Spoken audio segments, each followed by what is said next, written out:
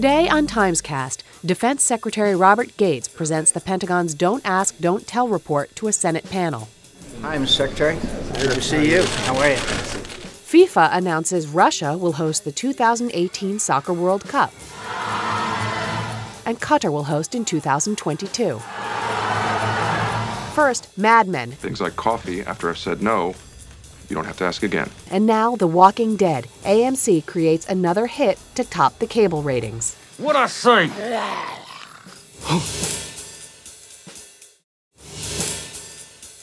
This is Elizabeth Buemiller of the New York Times. We're here on Capitol Hill this morning for the first of 2 days of hearings into whether gay men and lesbians should be allowed to serve openly in the armed forces. We're hearing on this first day from the Defense Secretary, Robert Gates, and from the Chairman of the Joint Chiefs of Staff, Admiral Mike Mullen. In my view, the concerns of combat troops as expressed in the survey do not present an insurmountable barrier to a successful repeal of Don't Ask, Don't Tell. Senator John McCain of Arizona has taken out a very tough position on this. He is the leader in the Senate against repealing the ban. At this time, we should be inherently cautious about making any changes that would affect our military, and what changes we do make should be the product of careful and deliberate consideration. I'm not saying that this law should never change.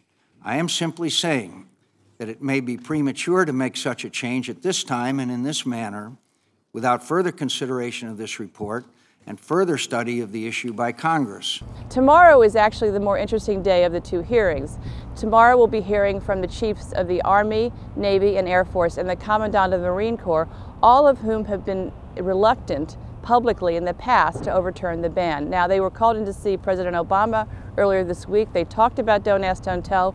We don't know what the president told them, but it will be very interesting to see their language on Friday. Passage in the Senate next week is very unclear.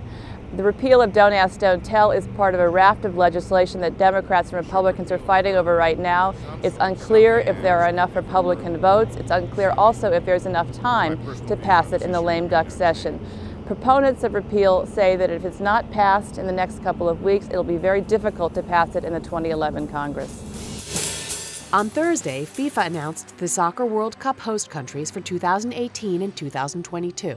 2018 FIFA World Cup, ladies and gentlemen, will be organized in Russia. The 2022 FIFA World Cup is Qatar. So this bid process was a little more than a year in the works. Did the results surprise you? Yes and no. There has been a sense that the bids for Russia and Qatar were gaining some momentum in the last couple of weeks. The early favorites, of course, were the United States for 2022 and England for 2018. But I think it would have surprised me more if any of the other countries had risen to that level. This was the first time FIFA announced 2 World Cups at the same time. They're not going to do it again, though, right?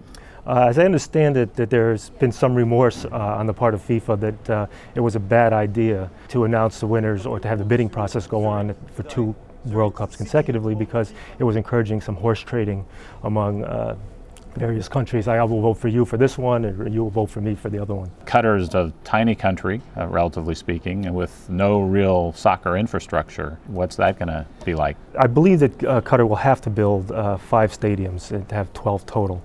I think there's some interesting technology involved. Part of the bid was saying that they would be modular, apparently. The thought is that they'd be removable, can be taken to other countries that need them.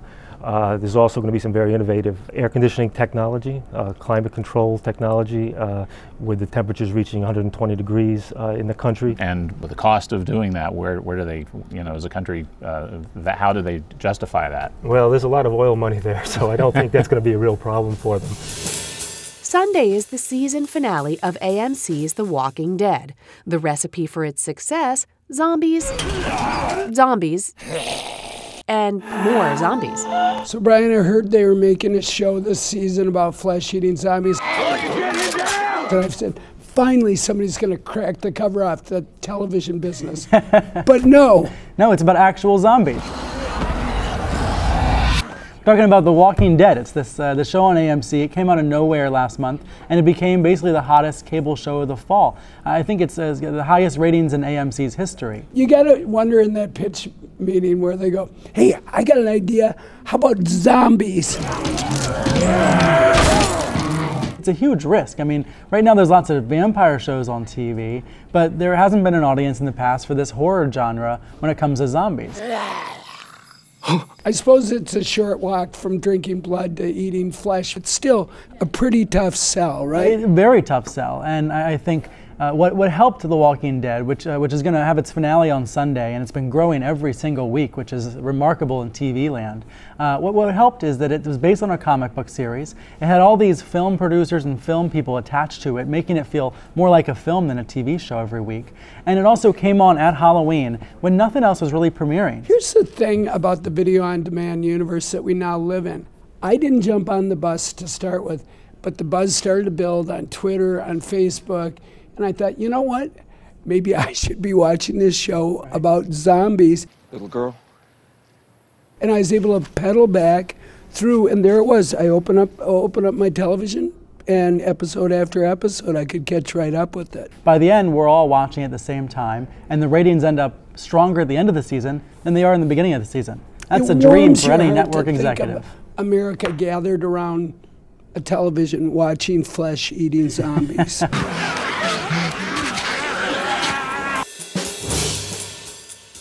Join us again tomorrow for TimesCast.